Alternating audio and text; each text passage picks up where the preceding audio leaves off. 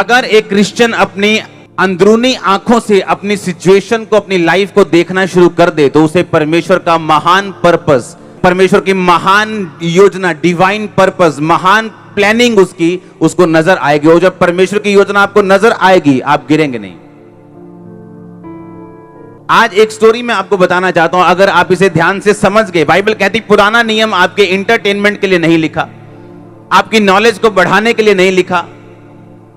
ये कोई टोटका नहीं है कि आप 100 बार पढ़ोगे तो आप ठीक हो जाओगे। बाइबल परमेश्वर के लिखे हुए वचन है, यानी परमेश्वर के जो वचन रियल है, वो ये नहीं है, वो बोले गए हैं। इसमें सिर्फ हम जानते हैं कि उसने बोला क्या था।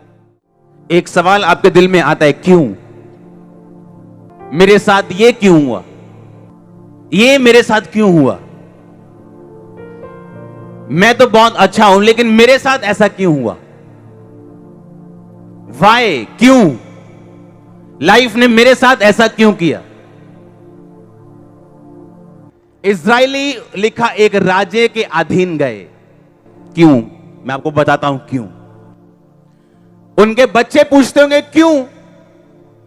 क्या हमारा परमेश्वर इतना सामर्थ्य नहीं है कि हम 70 लोगों को बचा सके? उसने क्यों हमें मिस्र में भेजा? क्योंकि वो 70 लोग थे जो परमेश्वर की संतान थे। अब्राहम, याकूब, यूसुफ, इसहाक, उसके जो सारा वंश, 70 लोग थे सिर्फ।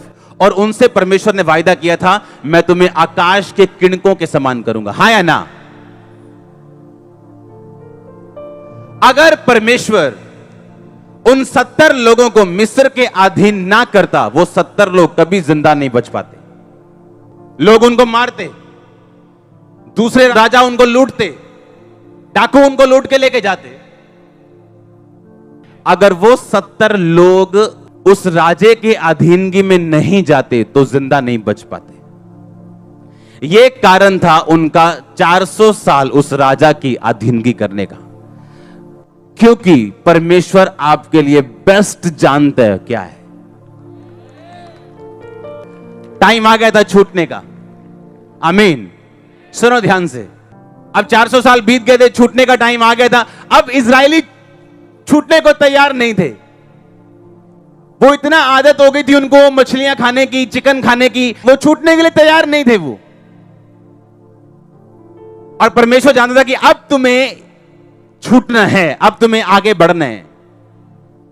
और अब परमेश्वर ने क्या किया? परमेश्वर ने राजे के दिल में यह डाला कि वो उनके साथ बुरा बर्ताव करे और उनको कठिन सेवा दे और उसको मारे और पीटे और उसको दुख दे और उनके बच्चे छीन ले, उनके बच्चों को मार दे। ऐसा व्यवहार वो उनसे करने लगा।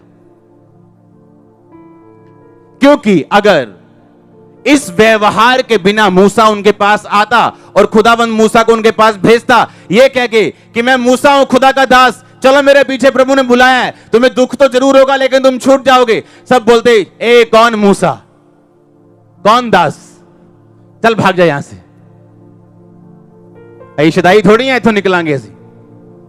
हम खुश हैं यहां पे, राजा हमारी रखवाली करता है, हमें खुद तलवार चलाने की जरूरत नहीं है, हम बस टैक्स देते हैं, आराम से खाते हैं, पीते हैं, हम क्यों जाएंगे तेरे पीछे?